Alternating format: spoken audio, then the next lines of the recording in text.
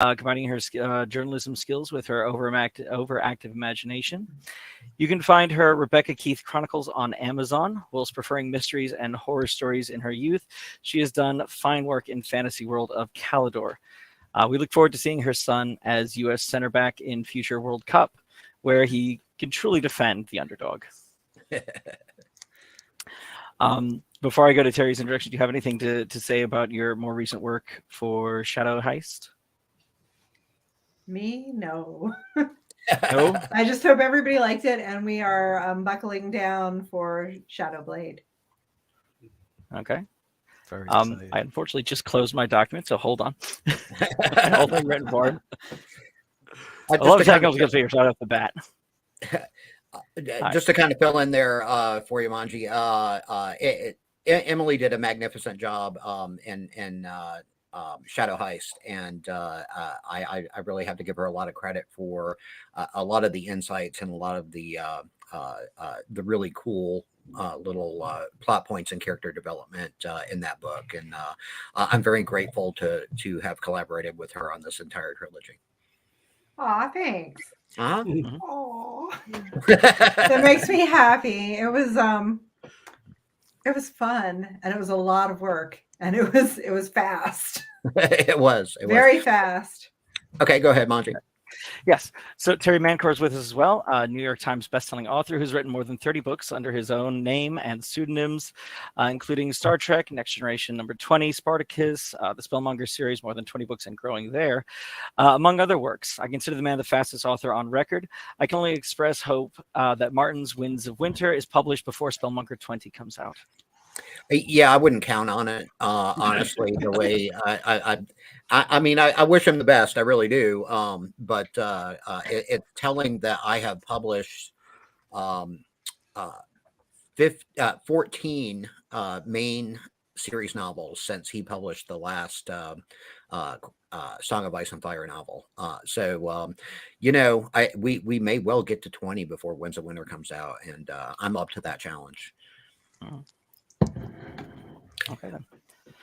We also have with us our Arcanist David Ramsey, our token Brit, quick to note, hidden lore, willing to share it to all. He has worked alongside Grey Rider and more on the Spellmonger wiki.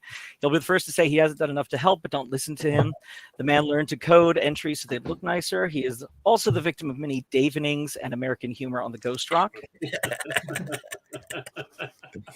And in case you wonder, Davening is when we switch everyone's name to kind of bear in mind his contributions on the wiki. We are just inundated with Daves for the next week. And I would also like to add, Dave has been particularly helpful in his role as Arcanist in looking over the Battlefield Press release of the Spellmonger fantasy role-playing game adaptation, and I'm very, very grateful for that. His attention to detail is mind-blowing, and his ability to remember obscure things that even I have forgotten and bring them to the fore is just amazing. I really appreciate that. Thanks, Terry. We also have with us War Brother Craig Mapes, retired Lieutenant Colonel from the United States Army, recently retired as IT Area Supervisor from Northrop Grumman Corporation, leaving him an abundance of free time to do the Spellmonger's bidding. He has unofficially gained the title of Marshal Arcane. Sorry, insane. You should ask about his old fieldwork rates during guerrilla operation days, and he'll be questioning Terry tonight. Directly. Looking forward to it. Looking forward to it. All right, I am Foot Wizard John Sinclair, also known as Manjiku on the Ghost Rock, where others each have their specialty and skills. My part is getting results after direction is chosen, usually in organizing or preparing events such as this. I live in unrelated fields and talents, connecting them to our little group and making things work. You can send all related notes and improvements on tools and server changes my way. I'm kind of the rogue sheriff of the server, general problem solver, and I hope we have questions for everyone tonight. I believe our first one actually is to Emily, but if you would like to talk about your books in conjunction before we begin. No, it'd be a good time.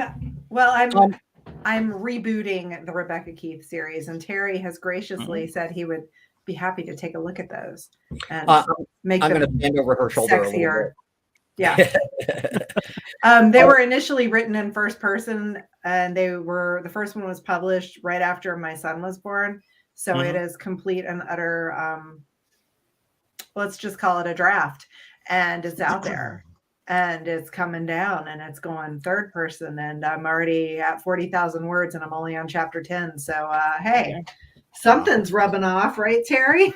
Well, yeah, and I think it's important from my perspective. Emily is the first author I've ever collaborated with in any meaningful way, and she's been my longtime editor. She's edited all of the Spellmonger books and Bad Penny and a couple of other things for me. Yeah, and I think it's important to point out, at least for me, that I was a little hesitant about collaboration at the beginning, but I guess I learned more about my own writing style and my writing procedures working with Emily, simply because there were a lot of things that I had to explain that I didn't really know I was doing consciously. And that's one reason why the Legacy and Secrets books are have been a real a tutorial for me, because in explaining things that I kind of absorbed through my skin to Emily, who comes at writing from a different approach originally, it's forced me to be able to articulate those things and understand them for my own edification, and to be able to talk to other writers as well. It's been a glorious process of discovery. Just as we've gone back and forth with our manuscripts so far. She's already cranked out the first chapter of Shadowblade, which will be book 3 of Legacy and Secrets. That will be out at some point next year. And the outline for the next 10. So. Right. Yeah. I mean, there's just a lot going on, and it's been a very enlightening process. A lot of writers don't collaborate or don't take the risk of collaboration because they're very, I guess, set in their ways. Once they find something that works for them, they don't want to mess with it. And I appreciate that. But I can honestly say I've learned more working with Emily and collaborating just by deconstructing my own process and sharing it with her, and helping her recognize some things. Shadowheist was a really fun book to write for both of us, I think, and it was a little maddening, and it was a little hectic, but at the same time, we had some very definite goals that we wanted to hit, and I think we successfully hit them all. And if you guys have any particular questions about Shadowheist in particular, we'd love to hear them. I know the reviews have been almost the majority have been very positive, and the negative ones have tended to be either on technical issues with the audiobook, or people just frustrated that it wasn't another main series novel. If those are the only two major critical issues that we have, I'm very happy with that, and very much looking forward to writing Shadowblade, which will be a swashbuckling adventure. It will. The outline is very promising, and the things that we've thrown around about it are going to take Gatina in some interesting directions, meeting some very interesting people. Some very swarthy people. So does just real quick, does anybody have any specific about Shadowheist in particular? I guess is the first thing I'd like to ask. Yeah, I suppose the first question we've got, and it's for Emily, but it can go both ways. Okay. Is what inspirations lie behind Shadowblade? What are you drawing from in that book? For book 3, for Shadowblade? Yeah. Well, without giving Terry, you're going to have to put the smackdown down if I go too into this. But in the summers, for the past few years, our families have traveled together to the coast of North Carolina, and the coast of North Carolina has a rich history of piracy. And arg! And there's a college there with a pirate as a theme that Lauren, Terry's wife, is an alum of. So we're going to draw a little bit on coastal lore and legend and tie that into Calidor. Specifically, Shadow Blade will be an exploration of not the sea folk, but the sea lords. I guess maritime culture that has had a profound influence on the rest of the five duchies, but has maintained a kind of separate and distinct cultural difference from the rest of the countries in the five duchies. Like at arm's length type, arm's distance, they observe, and they have a very different religious perspective. They have a very different perspective on society, but they, by necessity, have to interface with the other cultures in the five duchies. And there's a lot of rich history involved, not just in the Sea Lords, but in the interaction between the Sea Lords and, say, the Coast Lords, which is the folk that Gatina's family are descended from. And that ties into the greater conspiracy as well that we're building on from the first two books. Right. So there's going to be a lot of great world building, parts of Calidor that we haven't seen before, cultures and traditions, even divinities that we haven't really experienced before. And there will be a little bit more tie-in with the main plot here, but this is really setting up Gatina as the character that we meet when we first encounter her in Shadow Mage, and not just giving her backstory, but giving enough of the culture that she sprang from, so that you understand a little bit better about her perspective and her motivations as she attacks Rondel, basically, in Shadow Mage. And why she happened to be in position there as well. Right. Yes. All right. Any other yeah, definitely. Okay. I think just to let everyone know, we've been collecting questions from the Spellmongers across different platforms for the last few weeks.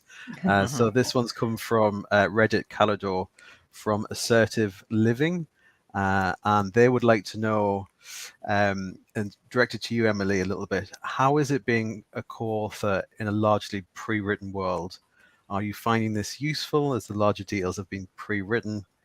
Yeah, what's your thoughts? It does help.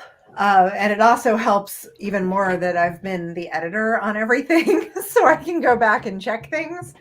It has also led to some, oh, hey, we need to go back and fix this at some point. So that's been good for like dropping like loose threads that you pick up and you weave into the story down the way later, like a dropped stitch, and you pick it up later.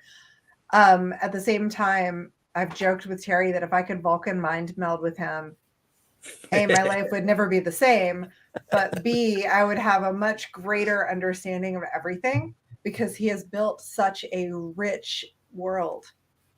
And the fandom and the readers, the audience, if we make one little mistake, we hear about it and we try to fix it.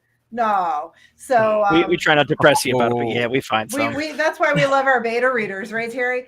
But yes, we do. Yes, we do. It's like playing in somebody else's sandbox, right? So there's a dog. There are two dogs in here. Sorry.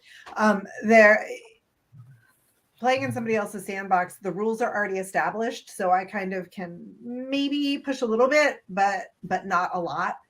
And learning where I can push and where I can't have been big. And then also learning how to write in an epic fantasy style as opposed to a journalistic or a shorter fiction, flash fiction, YA fiction, like urban fantasy or paranormal style has been a big change, which is largely inspiring why I want to go back and revise the Rebecca Keith Chronicles, because I've learned so much, and I think that makes me a better writer. And I'm empathetic. What'd you say, Craig? To make everything epicer. Yes, Yeah, everything more exactly. epic.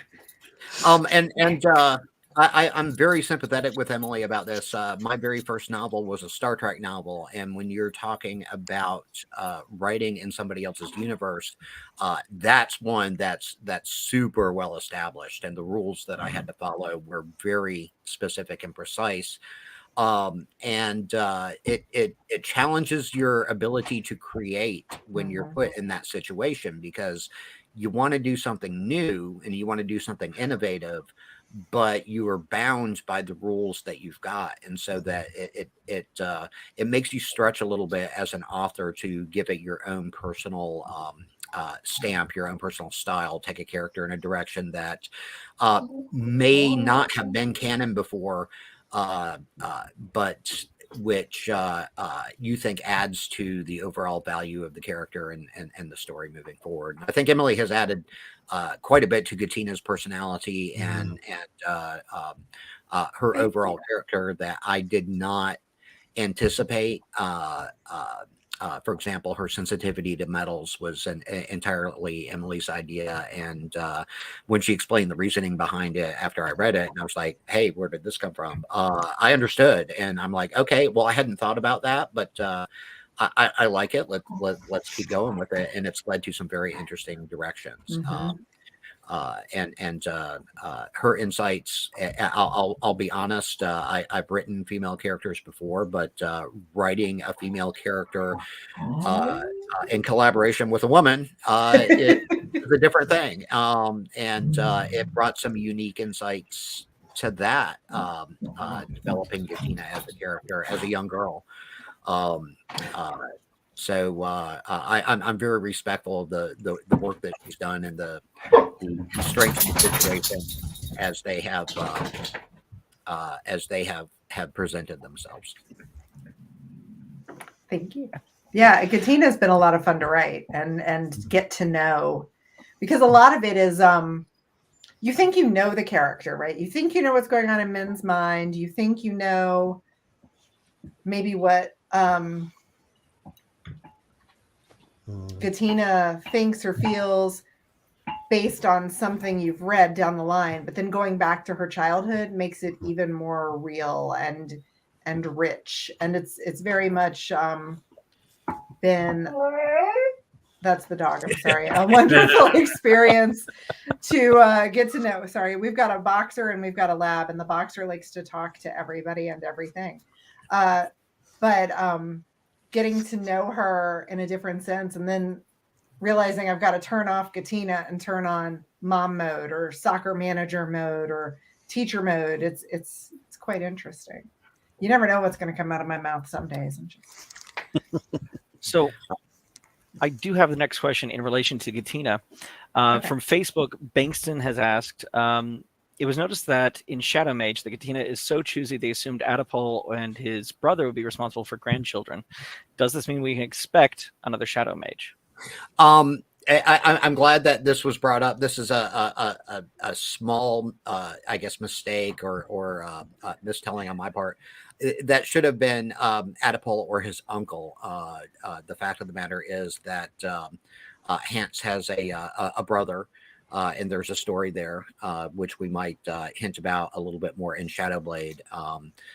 But that was kind of a mistake on my part when I was explaining it. Adipole does not currently have a brother, and the reasons for that may actually pop up. But Hans does, and there are other branches of the family, some of whom we will be meeting in Shadowblade, and some of whom we meet in Shadowheist. It's a big family. There are tons of cousins, nephews, nieces, distant relations, and I think that's one of the interesting things about Gatina as a character. When we're dealing with Tyndall or Rondell, we're dealing with guys who have very little family, and even Dara and her extended family is kind of one big group, and they're all pretty much the same.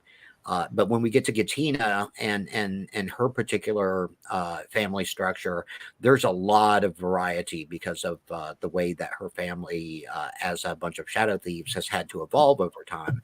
And when your very existence is more or less a secret, it makes dating difficult for one thing, but it also encourages certain sorts of arranged marriages that are not always natural.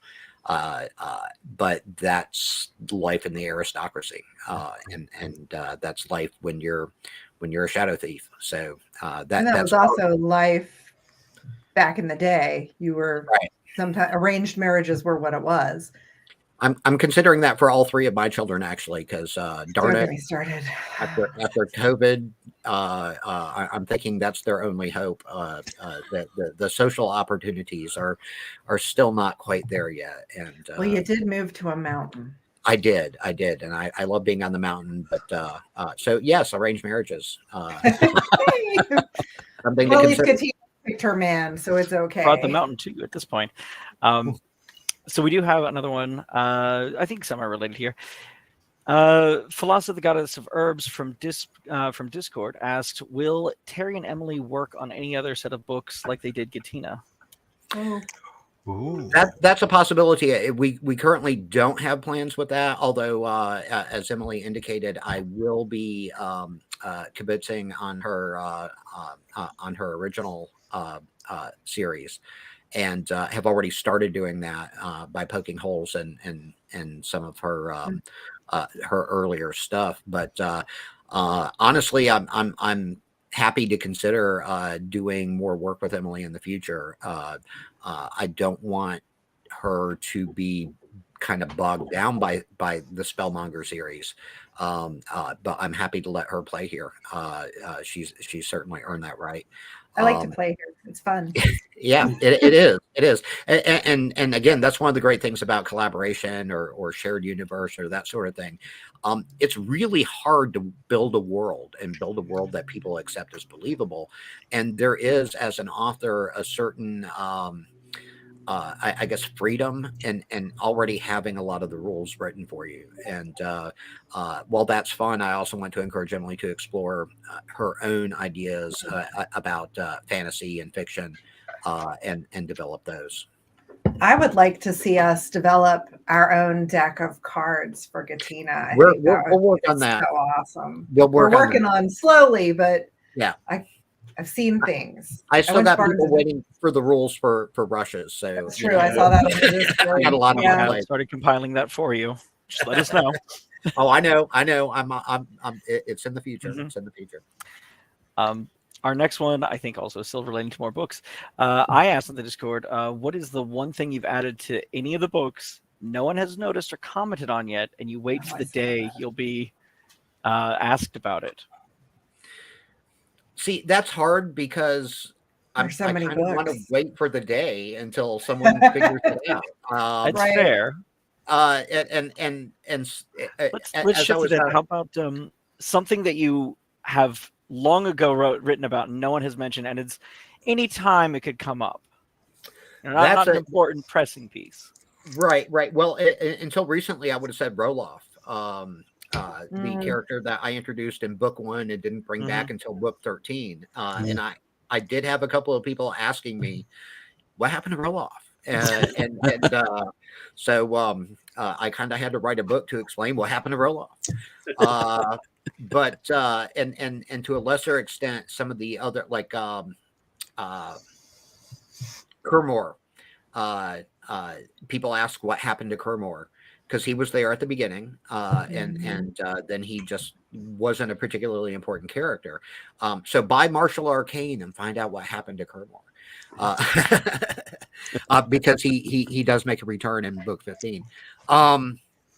There are a couple of things from the early couple of books that I think will surprise people about how they manifest eventually.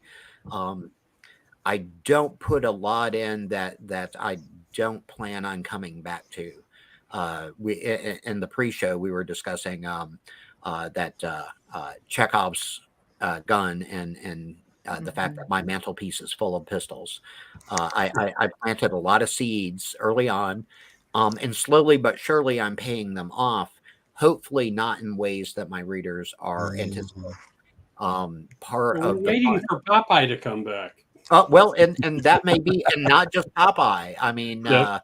I haven't even discussed it with Emily yet, but there will be another little character that pops up in Shadowblade. I've decided that will be basically a divine thought form from Terra's distant past that got kind of assimilated into the various one of the pantheons in Kalador. Well, the demigod Chuck Norris, right? It's actually or if it's in like that area, so I would assume one of the water gods from Greek or other mythologies. It's Aquaman. An iteration of Aquaman. Okay, and I consider doing something like that. I really did, because that's kind of a fantasy trope, the mer people, and I may yet revisit that. But I wanted something a little more befitting for Gatina, and I came across something a couple of weeks back that I read over and then went down a Wikipedia rabbit hole, and I was like, "That's it. This has got to be in the next book." So you better send that to me, please. Yeah, we'll have a private conversation on the phone. Okie I don't trust you don't have to mention it here. It's okay. So we also have from Discord, I'm going to mess this one up, I think, but Legio 9th asks, when will all the current books be available for print? Excellent question, and I have great news, at least in the short term. I have just today finally completed the cover to Enchanter. My daughter Morgan, who's my in-house graphic artist, got the cover resized appropriately for the book. So Enchanter, it's out for review right now at Amazon, and it should be available before Christmas. There were some part of the problem with doing print on demand with Amazon, and one of the drawbacks of being an indie author is that you're pretty much at Amazon's mercy for how they want to reformat things, and Amazon, like every big tech platform out there, can't go 6 weeks without reformatting everything. Yeah. Which is quite frustrating. It beats having an editorial board, but at the same time, there are technical issues that have plagued in the release of Enchanter for months now. And my daughter has very patiently resized that cover no less than 9 times in order to fit their particular needs. But today, as of today, the final has been submitted, and as soon as the paperback is available, I will post a Facebook and Discord so that people can get it. Now, going forward, now that I think at least for the moment, I understand Amazon's new guidelines. I'm hoping I can get Court Wizard out very early next year, and then Shadow Mage and Necromancer hopefully by spring of this year. It's that's a project I really want to push forward, is making sure that at least the first ecology is available in print. Now, I will also say that for the Legacy and Secrets trilogy, Emily and I very wisely decided to sign an agreement with Podium to act as our publisher, and that, yes, exactly. They have managed to turn out an absolutely great copy. It's lovely. It is. It was kind of a pain in the butt dealing with an outside editor. No offense to the editor in question. First, yeah. But they did turn out a quality product. And, they did. I'm very impressed with it and very grateful for it. But as far as my own in-house stuff for the Spellmonger series, I will be keeping that, at least for the moment, independently produced. And so the hard copies will be coming out as quickly as I can get to them. But I do have a lot on my plate moving forward. So hopefully by summer, we'll have the first ecology completely in print, but fingers crossed, and let's hope Amazon doesn't change their mind again. So, Terry, somebody asked me on Messenger about Road to Vanador. Will that be available print on demand? It will eventually with the other anthologies. Okay. Road to Vanador in particular is going to be heavily augmented as I am working on the 4 to 5 short stories that will be included with the original novella to bring it to a respectable length for an audiobook. Podium's already graciously agreed to publish it in audiobook form, and among the stories that we're doing, I'm going to be doing at least one Caswallen story, which I know everybody is very excited about. Yeah, he's a great character, and I'm going to have to do something terribly interesting with him. But there will also be a Mavone story, a Gareth story, and a couple of others. I have curtailed my actual composition schedule for the last couple of months just because we published 4 books this year. That's a lot. Okay. Take that, George R.R. Martin.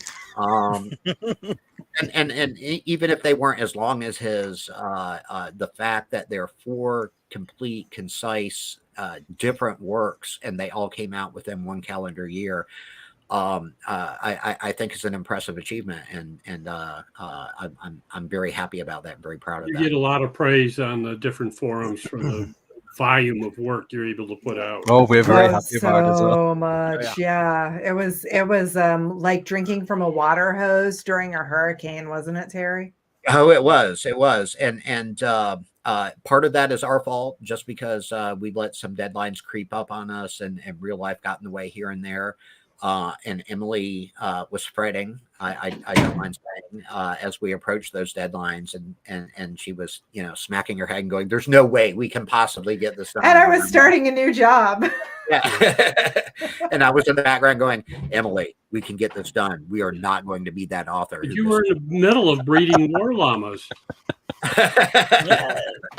You had the donkey delivery, Yeah, we did have a donkey delivery. I had a real Gatina, my kitten Gatina to deal with. Plus the other 25 billion kittens that Morgan found. I hope that you kind of felt all the love that the Discord was sending and everyone else. Like I did. I really did. The support of the fans was instrumental. The fact that you guys like my stuff, and you're happy with the pace of my output. Most of you, okay. I'm looking at the ones of you who are like 48 hours of a book release are asking me, okay, when's the next one? The next one coming out. You should see the input right now on Discord, Facebook, and Reddit about the countdown to Tuesday. People are frantic. We have some people talking about it on Discord. I got 2 questions for you, Terry. Sure. Discord Zen Wallace would like to know if there are other races on Calidor that rely on technology to the extent humanity did, or are they more focused on magic? Okay, I think that's an artificial distinction. Yes. And this is what I'll tell you why. When we're talking about the races of Calidor, we're not just talking about humanoid races. We're talking about a wide variety of sentient and sapient species. And technology covers a lot of area. So I would say that a human conception of technology might be difficult to apply to an alien race. That said, that doesn't mean that they don't have technology and even sophisticated technologies of their own. But on a planet where magic is the norm, standard, and most races have some connection with magic, I think the distinction between magic and technology is going to get blurred along the way. I think we kind of got that with Davichin and the crystal stuff he Right. was working with. Right. And that crystal pillar that's sitting out in the gouge somewhere. Right. Well, and honestly, I'll go back to oh God, I just had his name in mind, and now I've blanked on it. Arthur C. Clarke. Arthur C. Clarke's famous maxim that any sufficiently advanced technology is indistinguishable from magic. And I think there's something to be said for that. I think that the magic that I presented in the magic system I presented on Calidor is, from our perspective, it's magic. From a native race's perspective, it's going to be part of the natural world and the natural order. So, and same thing with technology. A chimp using a club is technology, technically speaking. High technologies, the constructed intelligences and the spaceships and things like that the humanity brought are certainly interesting, and they're a radically different approach from the way that the natives dealt with things.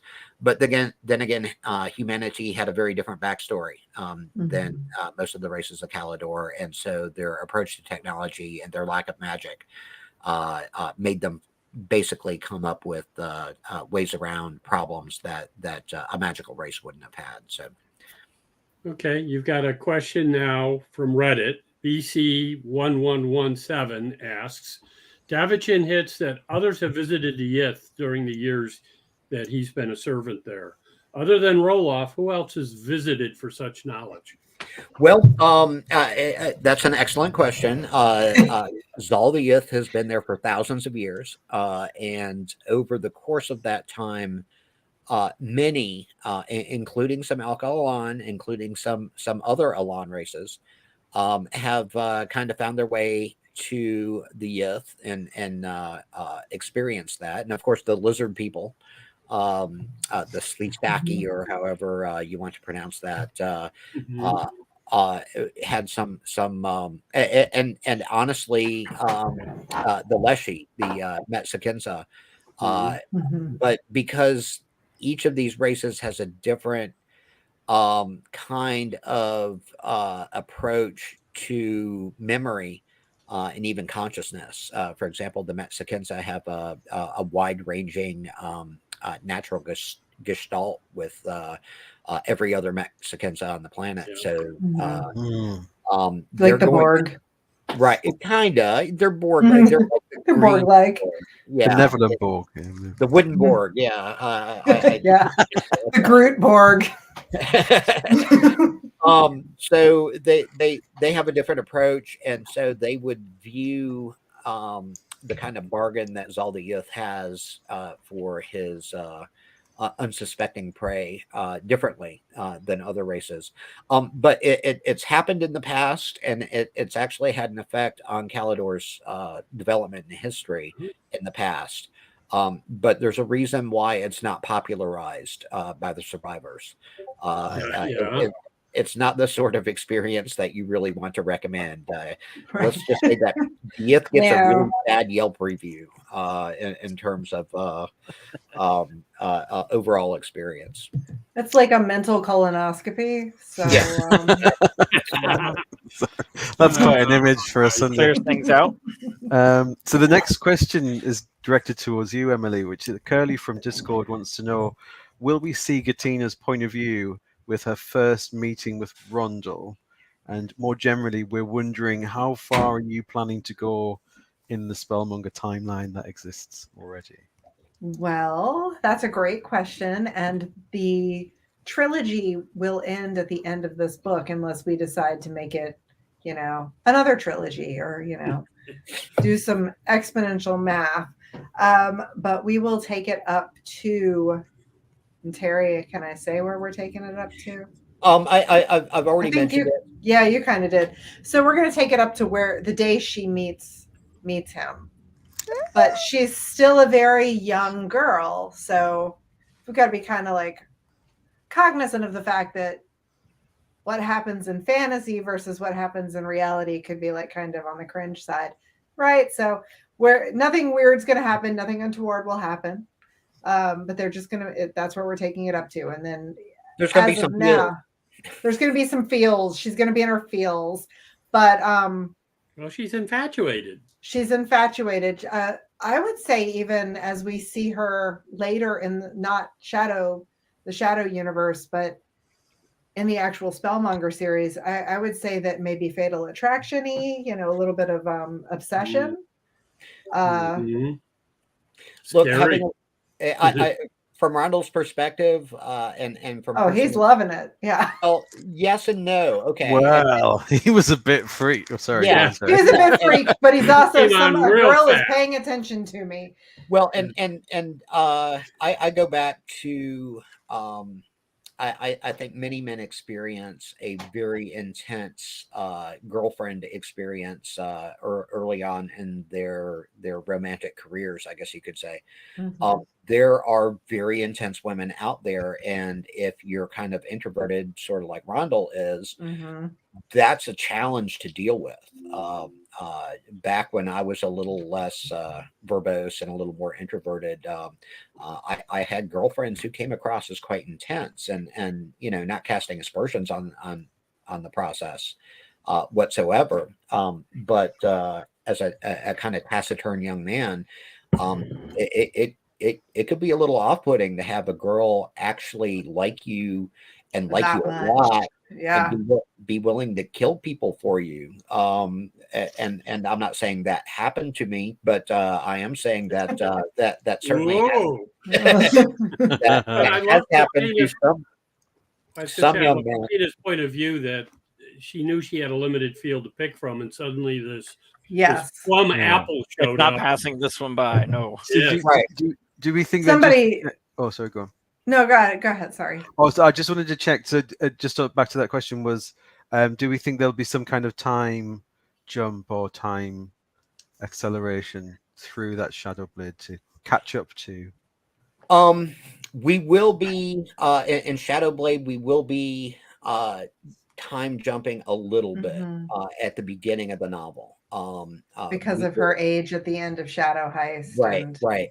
So we will, and this is a feature, not a bug.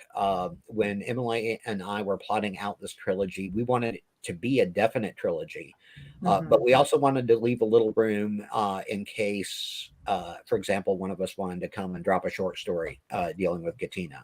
And so while things are pretty contiguous between Shadow Play and Shadow Heist, we wanted to jump ahead enough so that if there was a story we wanted to tell that involved, say, Gatina and Adipole, brother sister kind of thing, that we would have some room in the timeline to do that. So Shadowblade will start at least a year or so after the end of Shadow Heist. Gatina's skills will be a little more developed. She'll be a little more sophisticated in her approach. And as Emily and I discussed, she'll have boobs now, which throws off your balance when you're trying to do things like cross a tightrope. Climb, yes, or swing a sword or run in a gown. Right, exactly. And these are important considerations when you're dealing realistically with a young adult. Randall's not going to complain. Well, I have no doubt. But from Gatina's perspective, and I thought this was important, and one reason why I wanted to go ahead and do this trilogy anyway. Gatina, as she's presented in Shadow Mage, is a very over the top kind of character, and she got a lot of popularity very quickly. But I think that leaving her where she was as we knew her in Shadow Mage in subsequent books really didn't serve the character as well as it could have. And so rich, just such a rich world to build from and introduce the entire family and the backstory. Right. And that was part of it. Got a question now from Sebendori. We've asked in the past about the wizard's hat. He asked specifically about Minilin's formal hat. Right. Okay. And to kind of spoil a secret here, I am actively working on a history of magical headgear in Calidor. Right now, I'm hoping to have something put together by Christmas, because this question has come up so many times. Yes. I think it's even more than the cheese question I'll get. Yeah, I don't think the cheese question is going to fly. I don't think your wife's going to go for that. Yeah, well, the good news is that there is an answer to this, and I have been developing it. I'm hoping to have some sort of presentation available by Christmas as a Cool. special gift to my fans, because honestly, I get more hat questions than I get plot questions at some Mhm. events. So Everybody wants the hat. Yeah, I We get also that. want the cheese, and Yeah, milk And the is, rules or to well, cheese is rushes. The milk's rules one to great rushes. leap. Yes, Bova's best. That's what you got to call it. that's it. Bova's best. The next question comes from Skyfather Ender on the Discord, and it's to Emily. What is the hardest thing about going from an editor to a writer? Great question. Oh my God. The hardest thing is shutting off my internal editor mode and actually just writing, because I will write something and then delete, backspace, backspace, backspace, or highlight and delete. And if you keep doing that, you just have a blank screen. And then Terry doesn't like it when I send him a blank screen. So, like with nothing on it. So the hardest part has been figuring out how to tell that voice to shut up, be quiet, get out of my head. So that has been a huge challenge. One thing I've done that I didn't do between the first book and the second book, because we went from book 1 straight into book 2 with very little ideation time, is this go around, I've taken time and I've thought about things, and I'm like, okay, well, what would Gatina do? Like, what would Buffy do? What would Gatina do? How would Gatina do this? What would she think? How would she look at this situation? And that's helped me not edit, but actually write and come up with okay, well, if this, then this. And if she says yes to this and she does this, then it'll be easier for her to do this. And that helps me plot it out. But yes, that has been a huge challenge. And I give Emily a lot of props for this. When you come at a bunch of fiction from an editor's perspective, you're looking at one set of things, one set of rules. And when you are actually composing fiction, and this is something that we've had extensive talks about, which has been great for me in my own right, just because it's allowed me to deconstruct my process and communicate it to someone else. But one of the I'm sorry, the chat's breaking me up here. Yeah. I have to say, I get a little bit of Buffy vibes from Katina. Definitely, Yeah, I definitely agree. Buffy vibes. That's I'm kind waiting of for the Nathua Gatina mission. that may be in the Yes, offing. they would actually. do well. Well, in Especially the old days when Buffy ended, the first thing Terry and I did was collab on. We never did anything with it, but a fan fiction. What happens after the Hellmouth piece? Oh, I would have loved that. Yeah, we're all. I mean, honestly, despite the recent controversies, Joss Whedon and Tim Minear are two significant influences for both me and you. I have no doubt. Yeah. And there are some absolutely remarkable things in their trunk, I guess you could say, their past works that we've stolen outright, and we will continue to, because one important lesson that I taught Emily, I hope, is that you're gonna steal. The key is to steal from the very best, and I think that, and furthering that, one of the kind of issues that I think we started with the series with, Emily had to learn. As an editor, you put aside your ego because you want to edit from a very neutral position, and stick to the rules and all that. Right. You can't be neutral as a writer. When you're a writer, you're literally slapping your ego out there on the table for everybody to look at, criticize, inspect, and pass judgment on. And that's incredibly intimidating. It really is. And so encouraging her to invest in her ego, and use that as the creative impetus for pushing her prose forward. That's a difficult step to make, to go from editor to author. But she's done a magnificent job of carrying that, and I'm very proud of you for the progress.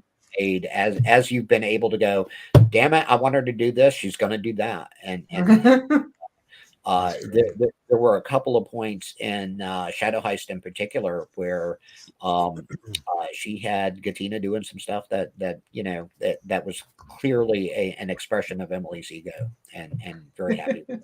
Oh, well, thanks. Got a couple of questions for you now, Terry. They kind of are the inverse of each other. Carrot Boy, a spellmonger of the Discord, asks, does Muddy have Rhaegira, and is he able to control it beyond just talking to Banamor? And the inverse of that is, does Banamor only have affinity with Muddy, or is he latent brown mage traits surfaced? Excellent question. And pretty easy to answer.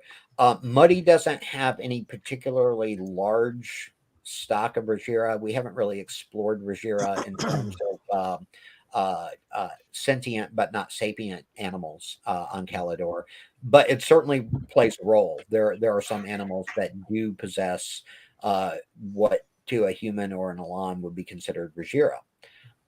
That said, Muddy isn't particularly one of them. I think that every warm-blooded creature on the planet, and quite possibly several of the cold-blooded ones, have a connection to the magosphere that really makes it possible for them to affect the universe beyond, with their conscious will. That said, I think I'll just go ahead and get this out there. Banamor's connection with Muddy is really a product of the Mind Ward. And one that Banamor's not an exceptionally strong magi. Muddy happened to be, the right cat at the wrong place at the wrong time.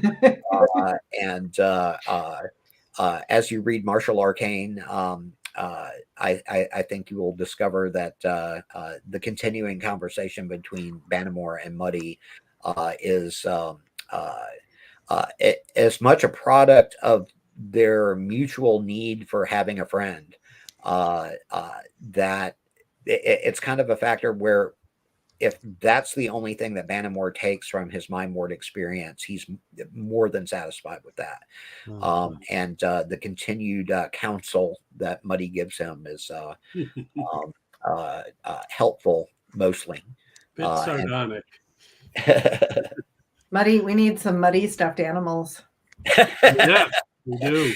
And it's funny because I'm basing Muddy off of a cat that one of my wife's friends, Mary Sasser, has.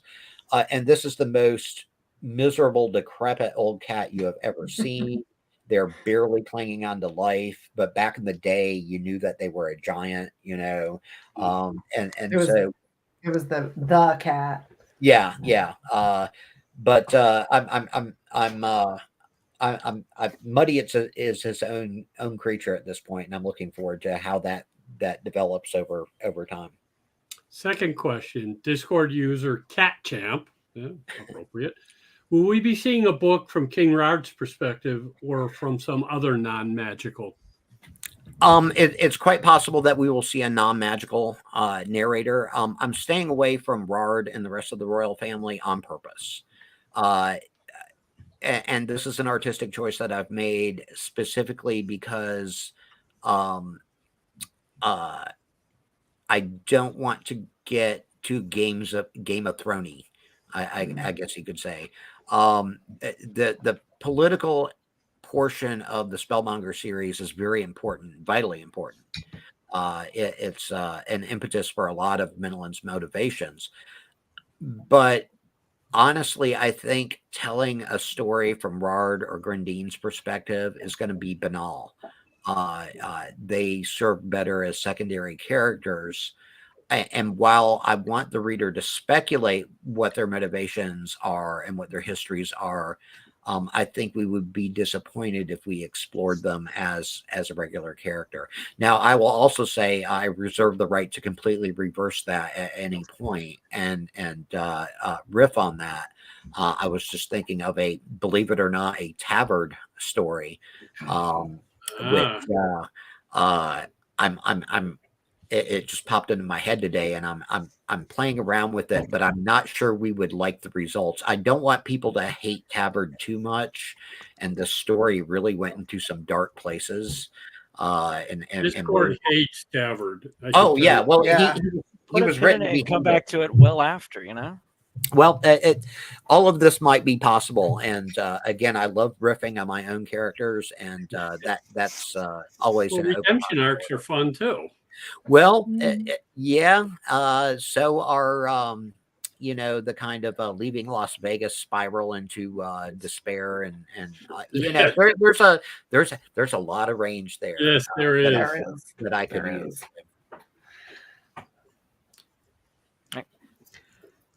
You do have one more, Craig. I don't know if you saw that. Head U is next.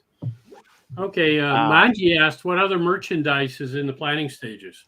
That's an excellent question, and I'm glad you brought it up because I love merchandise. The initial sales have been really good on the merchandise, and I credit Podium for some excellent fulfillment. I hope everybody who has ordered the merchandise has been satisfied with it. There are a couple of different things that I don't want to reveal them until they're done because I hate vaporware. Thank you, Kyle. I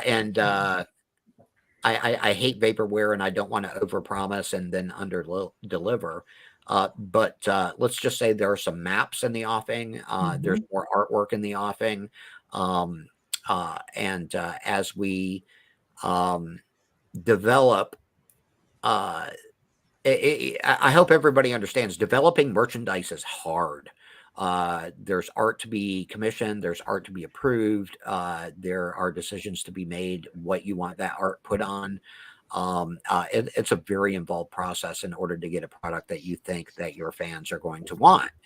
Because there's nothing more frustrated than to do all of that work and come out with a product that your fans don't want. Right. we try to do as much research as possible. We have specifically asked the Discord fans. That seems to be where the ultimate hardcore spellmongers hang out. But we've quizzed them repeatedly about what kind of merch that they're looking for. And apart from a fully functional Rushes game and the proper wizard hats, there's a lot of variety there. and cheese. There's a lot of variety there that is left to be explored. And I love merchandise. I really do. I was a marketer for 15 years.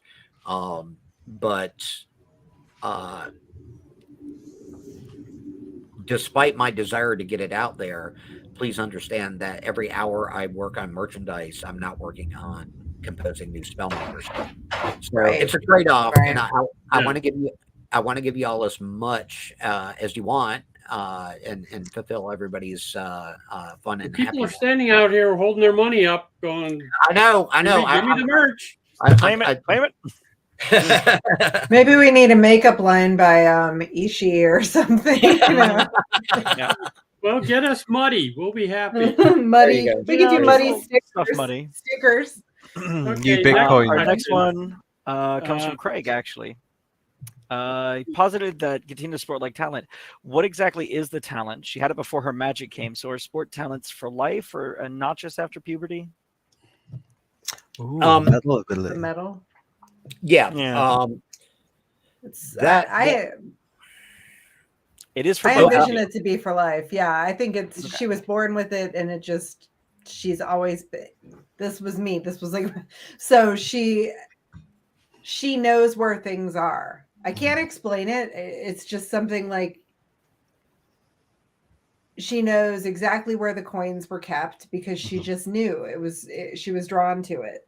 And we tied it back into the family lore and the family history. So I think there's some rich ground for us to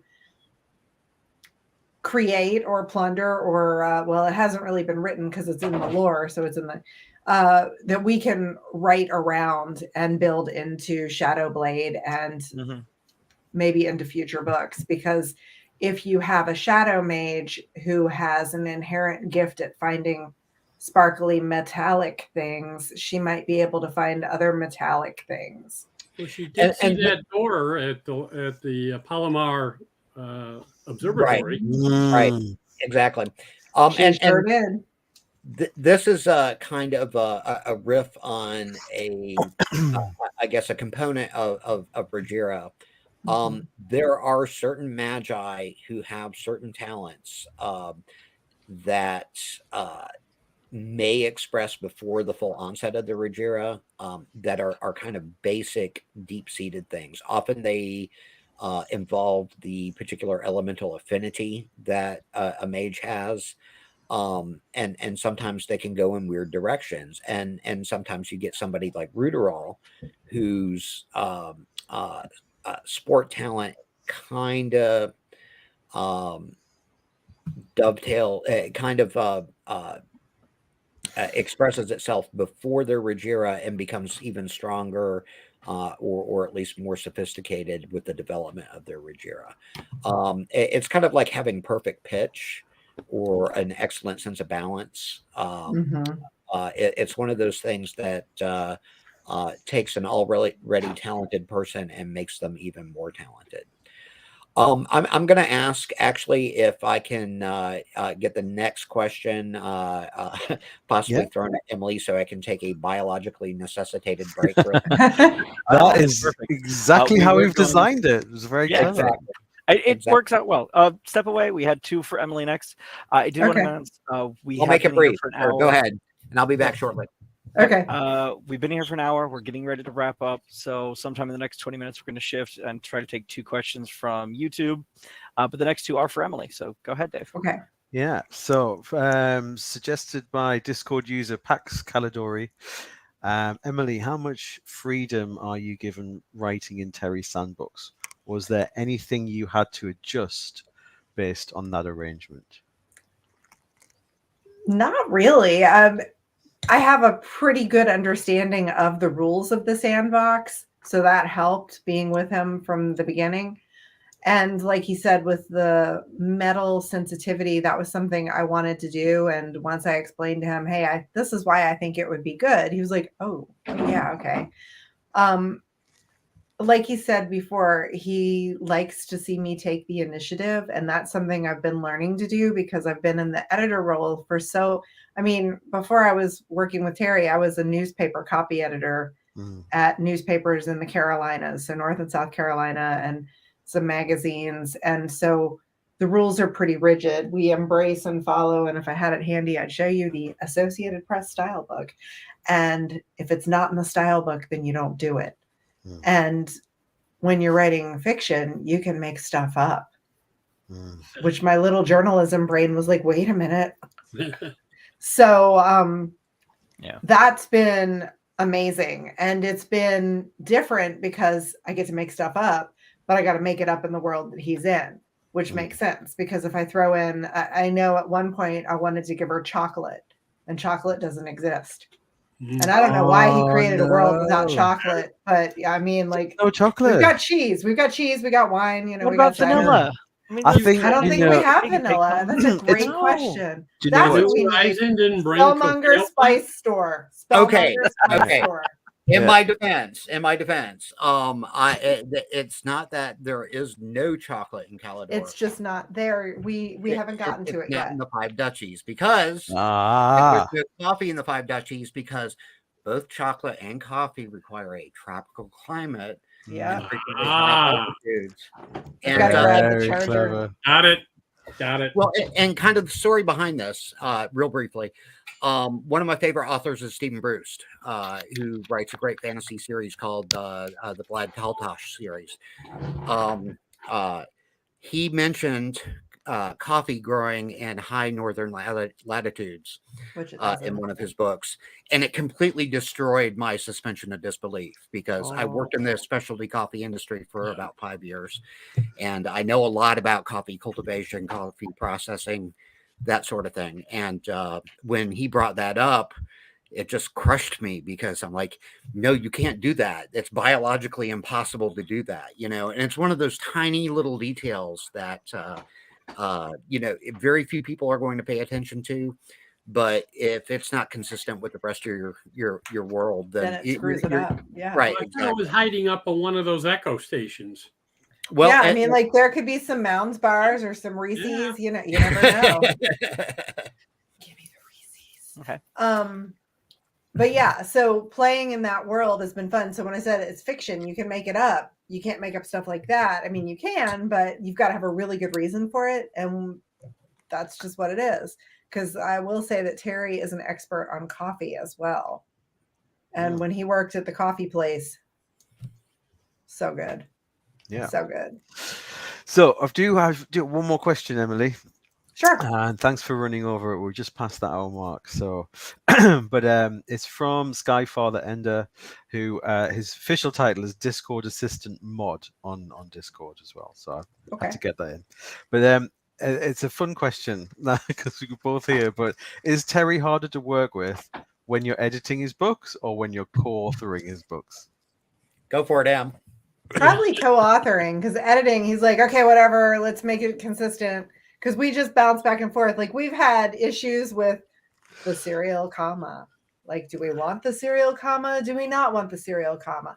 So we've gone back and forth. And then this latest iteration we had with the editor was like, and it wasn't me editing it. And I'm like, wait a minute, no, that's not consistent with our Bible, with our style. And that was challenging. Well, I'll be honest. I'm a traditionalist to the point where screw the Chicago school. I'm a Strunken white guy, and so Oxford commas are definitely that's proper English. Damn it, and I'm willing to die on that hill. He also double spaces after periods. I do. You do. Yeah. And I will do that till the day I die because that's proper English, damn it, and no one can convince me otherwise. You know, I thought they were just mistakes when I first started, checking things over. I was like, what's going on here? It's how it's supposed to be. I accepted it. I accepted it. Okay, we got a question from Caladon from Discord. If Snowstone increases latent talent, can anyone visit Seven Door and become magical over time? Ooh. How does Regira begin to express itself within humans? And could Forsaken visit and get the same result? Excellent question. It would be different, first of all, from between human and Forsaken, because Forsaken, not depending on the Forsaken. And Snowstone does change things, change the rules. That's why Sire K and Sylvesterin both developed what were essentially latent portions of their Regira. A lot of it depends on the genetic predilection towards talent that someone has. But Snowstone, by reducing the resistance in the Magisphere about the etheric density, I believe is what I called it. It kind of allows those latent talents to become more manifest, and once they become more manifest, according to my system, basically your neurology locks in on it, and even when you're not proximate to Snowstone, the talent lingers. Now, there's a reason why Seven-Dory Magi carry around chunks of Snowstone in their pockets, and that's because it gives them a little boost. Makes it easier to do magic in general, and why Snowstone is so valuable. But yes, a Forsaken who had a genetic predisposition towards magic would find their magical talent easier to access and be expressed inside of it. Okay, Reddit user Assertive Living asks, in Hedgewitch, Rondel's examination of the plot to kill Pentandra brings into question if the Nemovorti are good, better, or worse than Humani at the Game of Whispers. I would say it depends on the Nemavort. When you're looking at this great pool of villains that I've assembled, it's kind of looking at the guys who showed up at the Nuremberg trials after World War II. Some of them were evil geniuses. Some of them were naked opportunists who just took advantage of the system that they were presented with. There are going to be certain Nemavorti like Karakush who are willing to learn humanity's foibles in order to exploit their weaknesses. Most of the Nemavorti consider humanity as just another potential servitor race. And so they don't invest themselves in understanding them as an alien race. Those are not going to be as able to play the Game of Whispers as their fellows, partially because they don't understand humanity, but partially because they don't understand subtlety. We're cut and dry with them.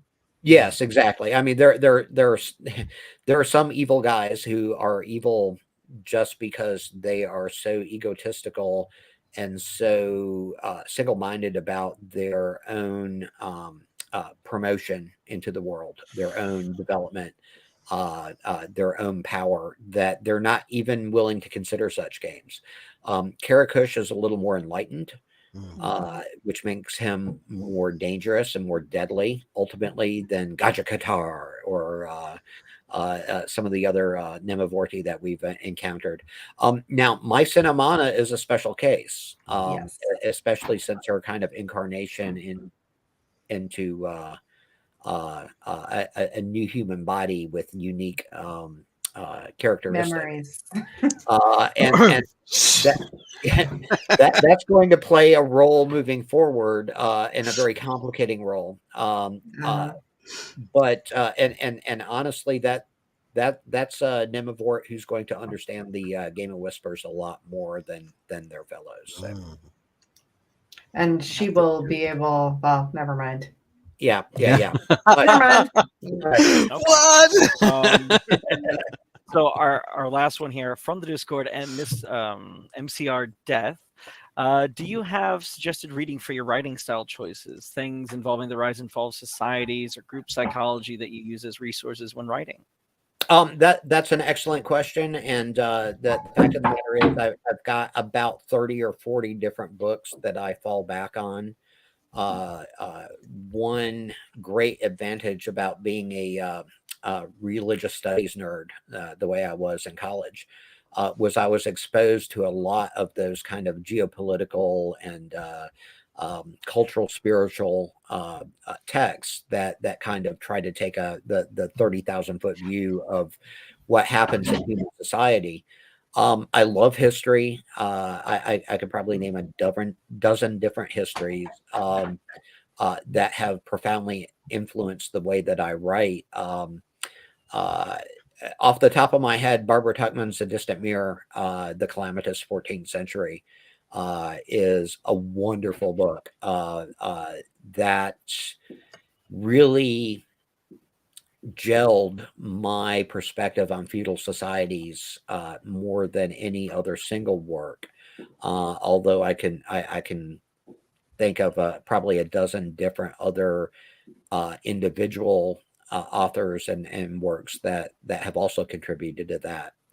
But her exploration of the 14th century in such detail and such depth really, that's world building. A historian is a world builder if they're doing their job right.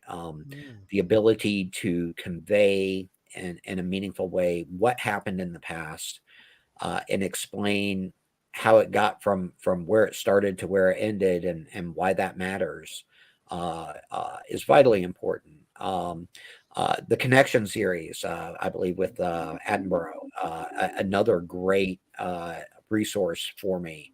But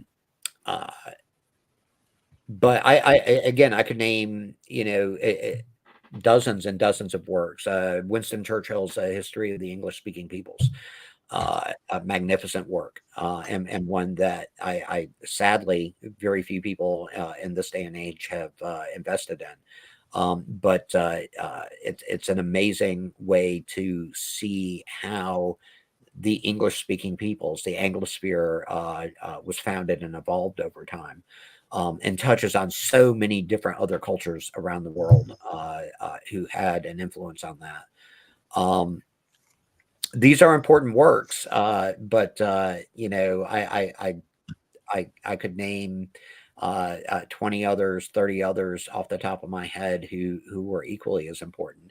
Anybody who's interested in kind of developing into a world building writer, I would encourage you to read everything you can get your freaking eyeballs on when it comes to that sort of thing. Economics and politics and culture and sex, agriculture, textiles, manufacturing. You know, one of my great joys as a writer is wandering into a used bookstore, and Emily will attest to this. I have seen this, yes.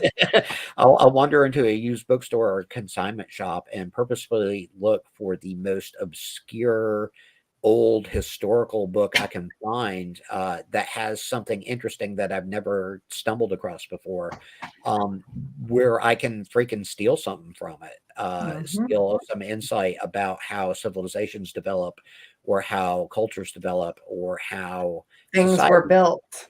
Yes, or how things were built. Specifically the box bed that Gatina has in Shadowheist, which it sounds like a horrifically claustrophobic sort of thing, is actually based on an old Dutch custom of the box bed, which was used from medieval times, which I pulled from a book about 19th century Dutch culture written by an Englishman who lived in the country at the time. And if you think my Oxford commas and my double spaces are bad, man, I encourage you to read something from 1919 and not just shake your head. When he was first explaining the box beds to me, I was thinking Murphy bed. Right. I was thinking like the bed's going to go back into the wall and they're going to sleep upside down like Batman. What's going on here? And I'm like, no. It's like a coffin with a little more breathing space. But it works for our piece Coast here. Guard use those for people who are light keepers. Well, that makes sense. Yeah, it made sense for the monastic group, the Sagonites, which I'm kind of disappointed we didn't explore the Sagonites more in this discussion. You know, we can. Well, I don't want to go too long, but that was one of my favorite things about Shadowheist was developing the Sagonites as an ecclesiastical culture with just enough. Back to the earlier question about things that I've planted that people may not have recognized. The Sagonites are an excellent example. I grew up watching Cosmos and worshiping Carl Sagan. Even before he did Cosmos, actually, because I'm that much of a nerd.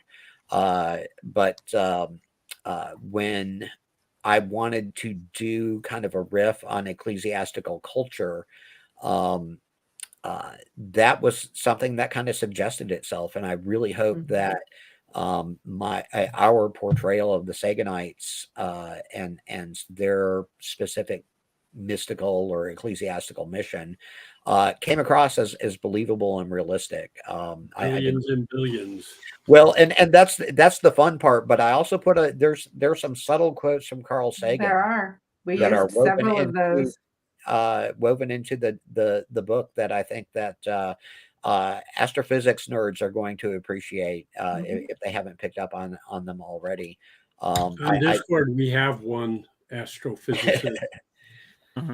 Well, and it's funny. A classmate of Emily and my wife, Michael Neese, he is actually a volunteer at the UNC Planetarium, and recently wrote a book about how the UNC Planetarium helped the Apollo astronauts with navigation and that sort of thing during the moon missions.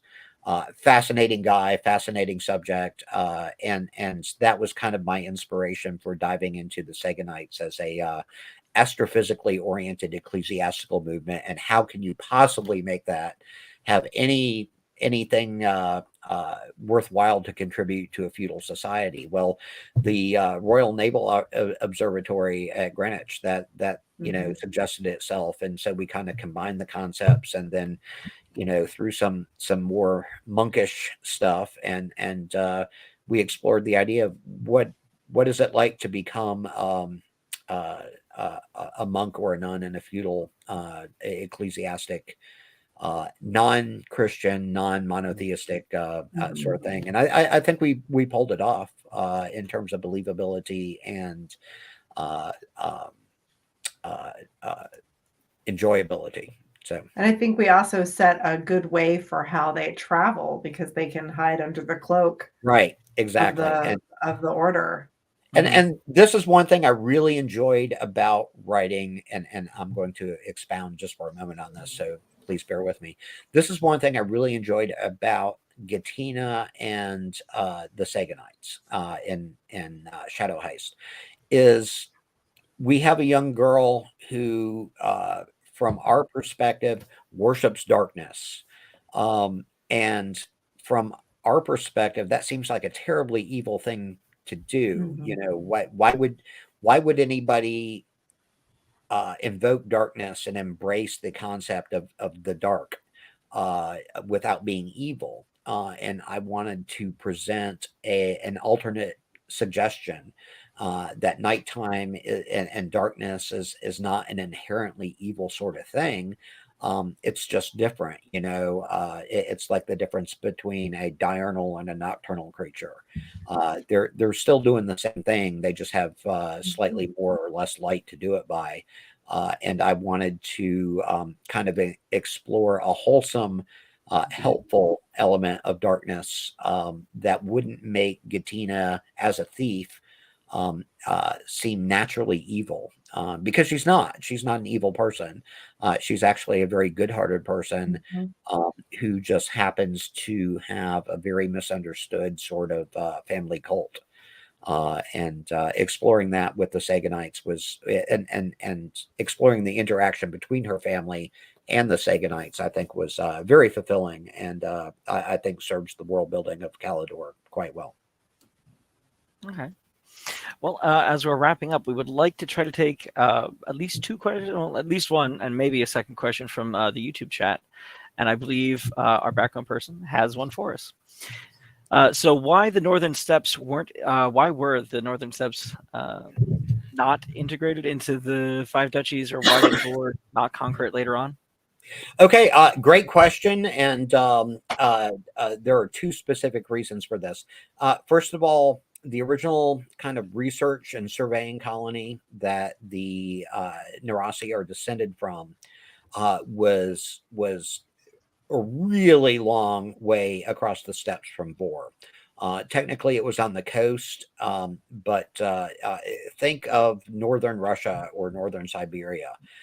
We're talking about a cold, fairly dry, usually miserable place with just enough summertime to grow one miserable crop of winter wheat. Very few valleys. It's mostly a herder and rancher culture. And it's very distant. And if it wasn't for the fact that the Narasi cultivated horses as well as cows, both herd animals being important to their marginal culture, nothing would have come of it, and that little bit of the colony may have died off. But because they did cultivate horses and cows and managed to survive, they kind of modeled the steppe cultures that invaded everybody from Europe to China over the course of history. You leave these guys alone, and they will breed to the extent of their food supply. And when they come to the end of their food supply, well, they got horses, and they will find another food supply that they can raid easily. The second part of the question, it concerns Vor, and Vor is the one of the five duchies that we barely even touched on. And the reason is because Vor is boring, and traditionally has been boring. They're a kind of marginal land on the edge of an even more marginal land. Merwin was a lot more agriculturally productive. a lot more rich in natural resources. As interesting as Vor was from certain perspectives, Merwin was really the place that the refugees from Perwin wanted to settle. It was warmer, it was more temperate. The soils were better, the water supplies were better. We're just mentioning the Great Valley of Merwin, but at this point in the series. But as we go forward, you will learn that the Great Valley is basically it's based roughly on the Rhine and the Central European rivers that developed some pretty extensive mercantile civilizations along their banks. It was as hospitable a place as humanity had found outside of Perwin. And after the inundation, it was a great place to, raise a family with 12 to 15 kids, because that's what agricultural And civilization. some cows and cheese. And lots of cows and lots of crops and all that. Whereas Vor is a little more marginal. It's not, and always has been. Vor was settled for reasons that will become clear eventually. Early on in the colonization process, but it didn't actually thrive that much, and it never became an independent political power, even after the inundation, that would have been capable of projecting force across the steppes against the Narasi. The Narasi really didn't become a problem until 300 years into the early Majocracy, and at that point, the populations of the Narasi had grown, and the Vorians had basically hired some tribes of the Narasi to protect them from other tribes of the Narasi, which, if you want to ask the Chinese how well that worked out, they'll talk about the Qing dynasty and Mongols and Manchus. Same thing happened in Europe. Same thing would have happened in India, and did happen with the Mughals eventually. But that's why basically Vor wasn't powerful enough in its own right and didn't see much of a threat until it was too late. Great. I think we've got one last question from YouTube that we're able to handle. So this is from Chicky Sedai. Wheel of Time. Have you been surprised by a strong fandom reaction to specific plot line incident that was opposite of what you thought it would be? Ooh. That's interesting. I wouldn't say opposite of what I thought it would be, but I've had several incidences of introducing a character or a specific event in the timeline where I thought fan reaction would go one way, and it so didn't, and I had to make adjustments accordingly. Certain characters seem to cultivate their own proponents and opponents, and that goes for everyone from Tabard to Nautha. Everybody loves Azar because he's Azar. Yeah. But there are Olmec. Oh my God! I never expected Olmec to get the fan base that he's gotten, but I've I had just people like how relaxed he is. I think. Yeah. Well, and we haven't seen the last of Olmec. I will spoil that much of Marshal Arcane for you, but he was one of the most surprising characters that I introduced. That I didn't. I thought maybe a couple of hippies would be into him, but I've gotten so many fan letters that after the last book who have come out and said, I don't care who else you kill, but you do not kill Olmec. Save him. I will quit reading your stuff if you kill Olmec. I don't okay. That surprised me. But then the reaction to characters like Caswallen, who was written. Love him. I think you mentioned like Garkescu also had a life of his own at some point, right? Yes, everybody, and that's I guess a testament to how strong Spellmonger was in retrospect, in terms of establishing character, because Garkescu keeps coming up to the point where he's going to have to make a reappearance in order to to justify his existence as a character, and I already know where that's going to happen at this point, and I'm kind of excited about writing it. But that being said, I never thought that this third-rate villain, who is at best self-interested and opportunistic, and at worst, maybe a little bit of a closet pervert, hard to tell. He's certainly morally compromised and certainly a villain. But had people pop up about him. Nautha, that's another character that's gotten a lot of attention. I did want to mention about Garkescu. There was a conversation I had recently, I think like 2 or 3 days ago with a friend. They were talking about how Umbridge is the most hated character in Harry Potter. Something is weird about her character, from the cats to the pink and whatnot. And yet still everyone enjoys that character and just hating it. Mm-hmm. And that, I think, really comes across with Garkescu. Everyone is like, this guy is just... Everybody's had that one of Angwin's sisters. With Garkescu, everybody's had that boss. We've all had a guy who wasn't nearly as competent as he made himself out to be, who was pretentious, who would take credit for his subordinates' work. We all know that guy, and he's just smart enough to get away with it. And when circumstances change and he can take advantage of that, that's Garkescu right there.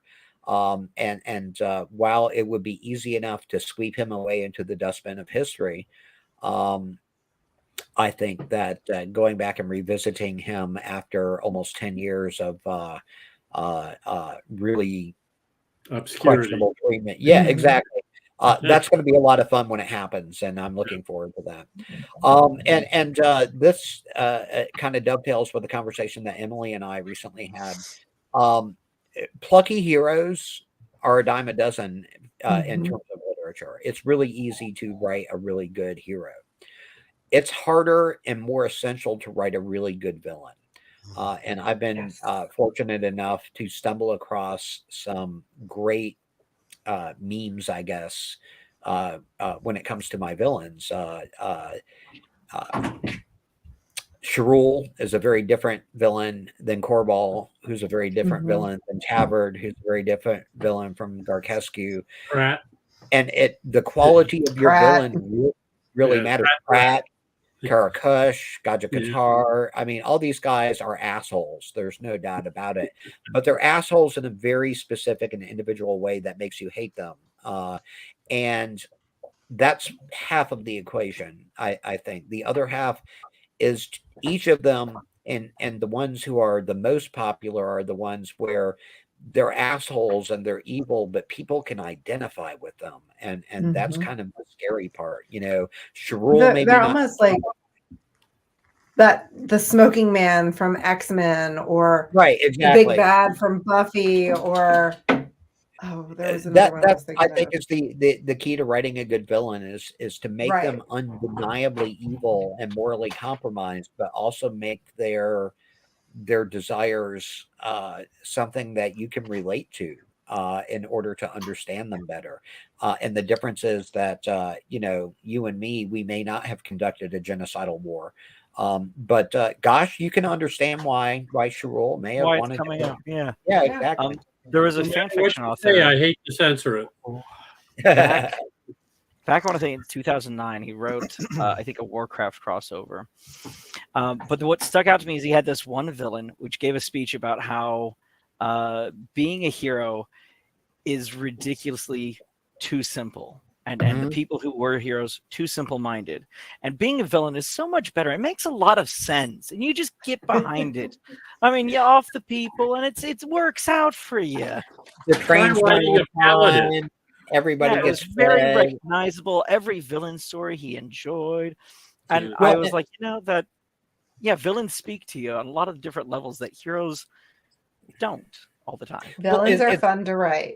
They are, and they're difficult to write too, and write well. But it's telling that Disney is considering plowing a ridiculous amount of money into a little villains mini land at Disney World. I think that we love to hate people, and villains are the people we're allowed to hate. Right. And Like that's to not a band bad together thing. against them. Right. And that goes back to the Epic of Gilgamesh and every other major literary work. There's always a great villain in the background that you're allowed to hate. And I think that from a psychological perspective, that's a very important thing for literature to produce. And sometimes the hero is the villain, and you get these anti-hero figures that are hopelessly morally compromised. I mean, But that makes dragons. them, yeah, well, dragons are an excellent example. Dragons have a bad rep until kind of Anne McCaffrey came along and wrote Dragon Riders of Pern, and suddenly they're heroes. And I think it's part of the fun of fantasy, that fantasy is able to produce such outrageous villains and yet give them such sympathetic characteristics. But for every bad guy, you've got an El Cid. Well, and going back to Middle Earth, Sauron, if you study his history and the lore, there's a part of you that goes, yeah, man, I can see exactly why you built the One Ring and tried to enslave all of Middle Earth. If they treated me like that, I'd do that too. It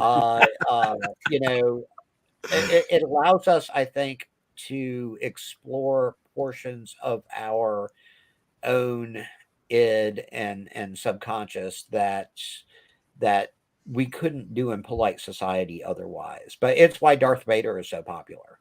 He was the most he is the whole reason for the Star Wars trilogy.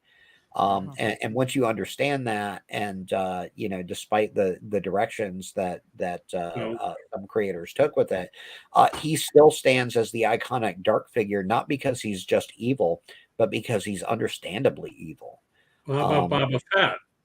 And that allows us to flirt with those darker sides of our nature that are really entertaining as well as a little frightening. And I think that's a vitally important part of good fiction. Well, I think that does kind of reach the end for today. We would like to, thank everyone for coming out tonight, especially our attendees. Thank you, Emily, Terry, for coming in and being willing to answer questions. As we all kind of say goodbye to the audience and whatnot, we would like to wish you a blessed Yule season. Enjoy the billions upon billions of blessings when looking up, at the stars. And just remember, Martin still hasn't finished Winds of Winter. Yeah, damn right he hasn't. Oh, wait. All right. Thank you, everybody. Thanks, everybody. I love you all so much, and I'm so appreciative and grateful for each and every one of you that has participated in this, both those people on screen and those people just watching. It's been an amazing ride, and with the release of Marshal Arcane on Tuesday, don't forget to pre-order. I think everybody's gonna love it. It's so good. I'm hoping. I'm really hopeful for that. But I want to remind everybody that this is just book 15.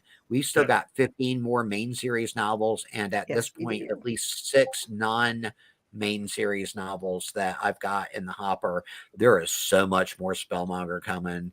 It's just gonna flood you. It really will. Own yourself. I need 2 people to mind meld. Well, thank you all, and please check out Marshal Arcane. Feel free to let me know what you think about it. Check out Shadowheist, delightful book, and there will be at least 2, if not 3 to 4 new Spellmonger books in 2023. So, wow, everybody, Merry Yule. Merry Yule. And let's hope that 2023 is just as exciting as 2022 has been. Wow. Yeah. Bye, maybe not. everybody. Maybe be healthier. We'll be very healthy in 2023. That sounds good. Yeah, don't count on it. I got more whiskey to drink. All right. There you go. Well, thank you, everyone. Thanks, everybody. Thank you. Special thanks to Kyle Have a and good one. Podium. Yes. Thank you, Kyle. I was going to say thank you, Kyle. Thanks, Thank you, William. John and David, or Dave and Craig, and Happy everybody. to help.